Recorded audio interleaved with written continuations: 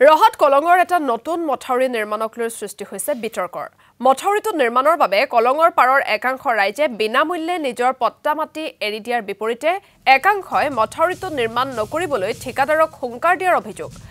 দৌৰিতলি আদৰ্শ গাঁৱৰ পৰা ৰহা পুৰণা চাৰিয়ালিৰ সমীপলৈকে কলঙৰ দক্ষিণ পাৰৰ মথাউৰি নিৰ্মাণৰ বাবে চৰকাৰে দিছিল অনুমোদন হেমতে ঠিকাদাৰে মথাউৰি নিৰ্মাণৰ কাম আৰম্ভ কৰিছিল কিন্তু শেহতীয়াকৈ একাংশ লোকে এই মথাউৰি নিৰ্মাণ নকৰিবলৈ ঠিকাদাৰক হকিয়নি দিয়াৰ অভিযোগ উত্থাপন হৈছে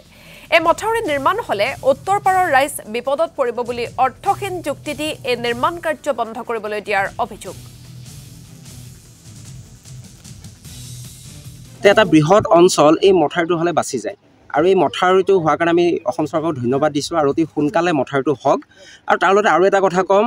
আমাৰ ৰহাত যিবোৰ মথাউৰি আগৰ মথাউৰি আছিলে আৰু দুৰ্বল হৈ আছে সেইখিনিও আমি ভাল হোৱাটো বিচাৰোঁ শক্তিশালী হোৱা বিচাৰোঁ মুঠতে সমগ্ৰ ৰহাখন বানপানী মুক্ত হওক আমাৰ ৰাইজেও চৰকাৰক সম্পূৰ্ণ সহযোগিতা আগবঢ়ায় ইয়াত চবেই তেওঁলোকৰ গৈ পেলাই নিজৰ ম্যাদী পট্টা মাটিও এৰি দিছে এতিয়া মথাউৰি কাম আৰম্ভ হৈছে কিন্তু কোনোৱে বোলে ইয়াত হেনো গৈ পেলাই কিবা খেলি মেলি কৰিবৰ কাৰণে বিচাৰিছে এইবিলাক নহওক মথাউৰিটো সোনকালে হওক আৰু একাংশ ব্যক্তি যিসকলে কি স্বাৰ্থৰ কাৰণে ইয়াত আহি বিধি পথালি দিছে আমি ক'ব নোৱাৰোঁ আমি তেওঁলোকক সকীয়াই দিছোঁ যাতে এই মথাউৰি কাম বন্ধ কৰিব নাহে আৰু যদি তেওঁলোকে বন্ধ কৰিব আহে আমি কিন্তু ইয়াত কিন্তু সকলোৱে প্ৰতিবাদ কৰিম আৰু আমি ইয়াতে মাৰ বান্ধি থিয়